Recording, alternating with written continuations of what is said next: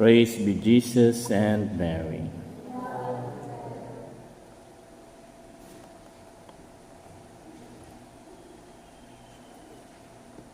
Just as the living Father sent me, and I have life because of the Father, so also the one who feeds on me will have life because of me. Na ang kanta noong may kanta na yung sabi, ewan ko narinig niyo, no?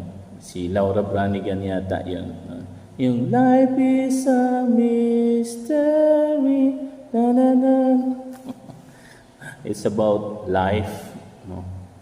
And have you ever wondered o mangutana sa imong kaugalingon, nga naman, sabi ni Lord, I will give you life. No? Bakit? Patay ba kitang tanan? Are we all dead that we need life? No? At what kind of life? Unsa mang kinabuhi ang gustong gihatag ng Ginoo sa atin. You know, if I'm not mistaken, St. Augustine said, it is one thing to live and to have life, and it is one thing to know how to live.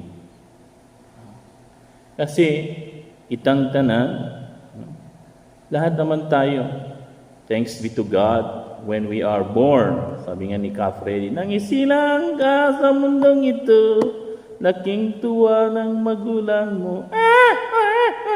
Diba? We all receive life from God. And yet, here comes the great question, which is ang tanong ng lahat ng mga matatalino sa mundo, the philosophers. No? Kilala niyo si Aristotle, si Plato, no? si daghan. No? What is the question that they are trying first to answer? No? And one of it is, what is the purpose of life?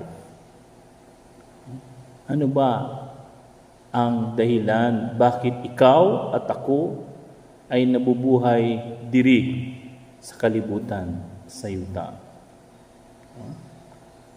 And that, sabi ng isang philosopher, if I'm not mistaken, no, that answer to that question decide what will be our future. No? Doon nakasalig, sabi nga sa Tagalog, ang atong kinabukasan sa atong tubag regarding the purpose of life. No? Kasi, lalong-lalo na ngayon, no? Daghang mga kabataan, yun nga nakakalungkot, no? There are, I think I already said this many times, no? Na according to statistics, dumadami yung teenage suicide. Yun yung mga nagpapakamatay na mga kabataan. Why? Because they do not know anymore what is the purpose of life. Paasa ba? Asa ba pa doon? Saan ba papunta ang akong kinabuhi, ang akong life? Where is my life leads to? Kaya nga, di ba, sabi sa kanta, do you know where you're going through? Do you know? Do you know where you're going through? And parents, may mga magulang dito, no? Parents, are you helping your children to know their purpose in life? No? Kasi minsan, bato-bato sa langit, no? May mga magulang, they impose their future and life to their children. No. Parents are there to guide their children and not to impose yung kanila, no? Kaya tuloy, of course, I'm not saying it is wrong, no? May mga meron naman talaga naging successful because of their parents, no? But it is not 100% correct. No? as parents, no, we should guide them. We should give them, no, purpose in life.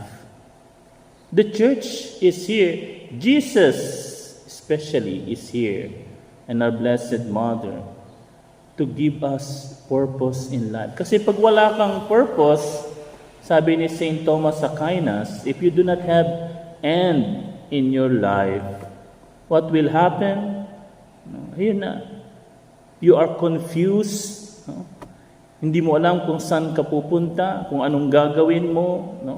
Sunod ka na lang sa uso, sunod ka na lang sa mga marites. No? At the end, no, you will die empty. Yun ang mahirap. No?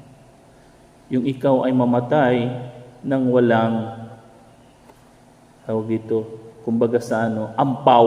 No? Alam niyo yung ampaw, di ba? Yung sweets na sa Tagalog, no? Na masarap yung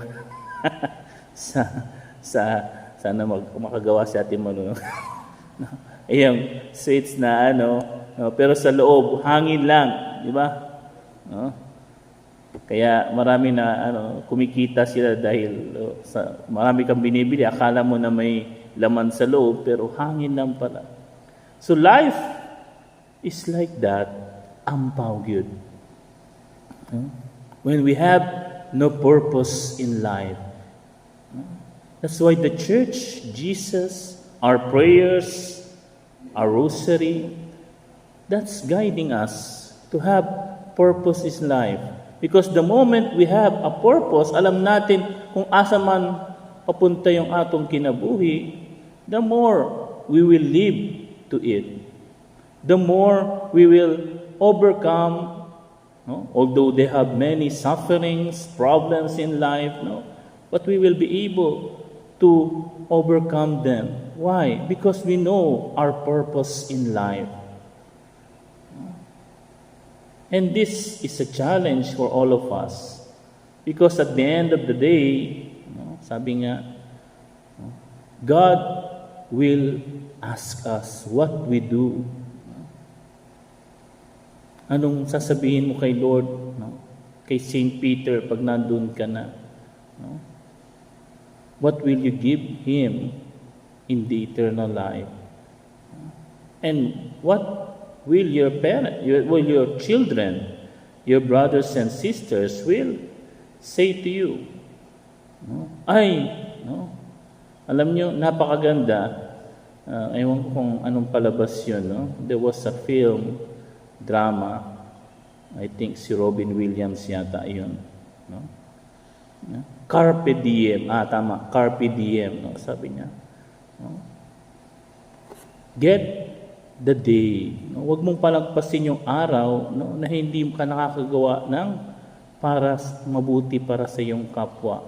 And at the same time, no? The greatest gift a parents and others will leave to you is to give you the purpose in life.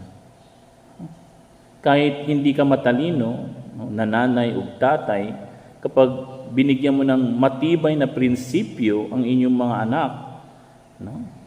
Alam nyo, yung lupa, yung bahay, yung sasakyan, yung mga pamana, minsan nagpapatayan pa nga yung mga magkakapatid para lang sa isang ektarya ng lupa. Pero pagka ang magulang, no, naalala ko yung isang palabas, no, sabi doon, no, anak, no, wala akong may papamana sa iyo, no, dahil mahirap lang tayo. Pero yung mga itinuro ko sa iyo, yun ang magiging gabay mo sa iyong buhay. At sabi nung anak, no, sabi nung anak sa Nay, Tay, sapat na sa akin yung mga itinuro nyo bilang pamana ko. And he became successful. No? Because if we give a person a good advice, if we give a person a good counsel, if we give a person, no, a purpose in life, that's more and that's better than giving him isang grocery o pera, no? Because money, food, materials, isang linggo, isang bulan, no? Usa ka bulan, usa ka semana, tapos na yan, ubos na yan. But if you have given a principle in life, of course, hindi mo makakain yan. So, no, di ba? Sabi na iba, makakain mo ba yung prinsipyo? Of course not. But that principle will be your guiding force. That principle will help you, no, in your life until your last breath. No? Napakaganda, no? Na the end, no? At the end, no? Sasabihin mo, Lord, I know my purpose in life and I die living to that purpose. No? And that is beautiful. And that is worth, sabi nga ni Bishop Fulton Sheen, life worth living. Ang ganda, no? Life worth living. Kaya nga, mangutana kita, let us ask ourselves, am my life worth living? Do I really know now my purpose in life? And ask the Lord in this Holy Mass, the Sacred Heart of Jesus, Lord, tabangi ko na malaman ko and I may live to the purpose that you have given me in my life. Praise be Jesus and Mary.